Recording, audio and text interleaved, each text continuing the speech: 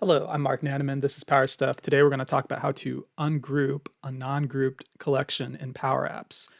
And to explain a little bit more what I mean by that, let's just hop over here and take a look. So what I've got here on the left is my original collection, and it's different regions in the US. And then we've got this column where we've got states for each region, and they're separated by a pipe character. Now, you run into this every now and then in working in Power Apps and with other data sets where you've got a kind of a multi-select column or something where you've got a list of values separated by something. It could be a comma, a semicolon, or in this case, a pipe. What you want to do is what you're looking to do is split this, and you want to manipulate it into a larger collection where you've got a separate line for each item in this column with this value over here in another column. So it looks like this over here. Now we've split this into each state, and we've got the region over here. So it's just a way of manipulating the collection. And we can do this in Power Apps pretty easily with an ungroup function. Now the trick is this isn't technically a grouped collection. So here's what the collection looks like in its raw form. It's just a string. This is just a string column here for states. It's not a nested table or collection.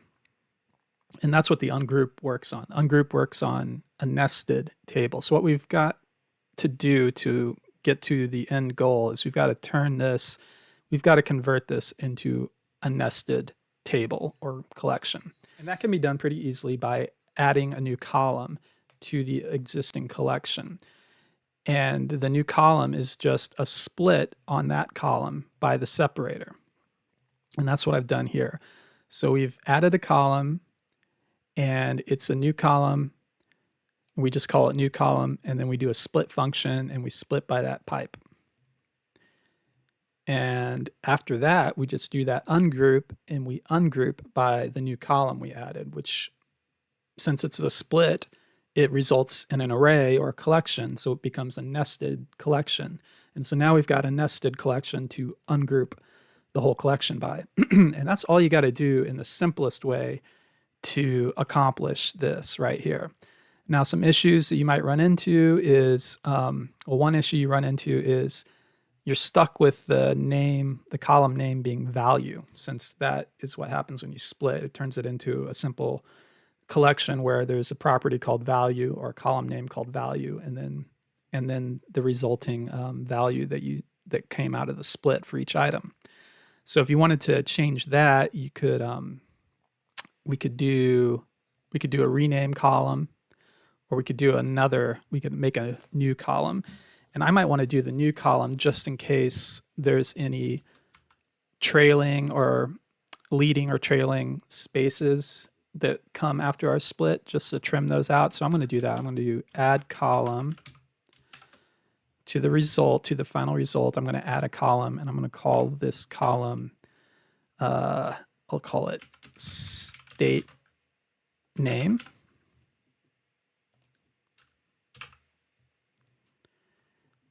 And I'll do another comma. And then here I'm going to do, for the value of this new column, I'm going to do trim value. All right, and then I'll hit format text down here to make it pretty. And what do we got here? We got an error. Oh, I got to do add columns. Sorry. Add columns. All right, and now let's make it pretty. Hit format text. And now let's go here to our table control, and we're going to edit the fields. We're going to remove this value column. I'm going to click add field, and we're going to add the new one we just added called state name. Let's move it up to the top.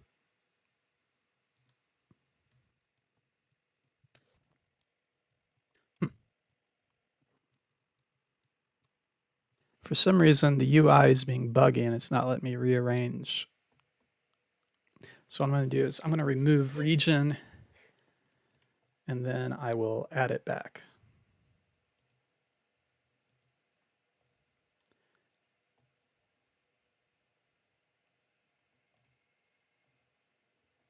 And there we go. Now we've got an ungrouped by states list. There you have it. Thanks for watching. I hope it helps. If it does, give my video a like, subscribe.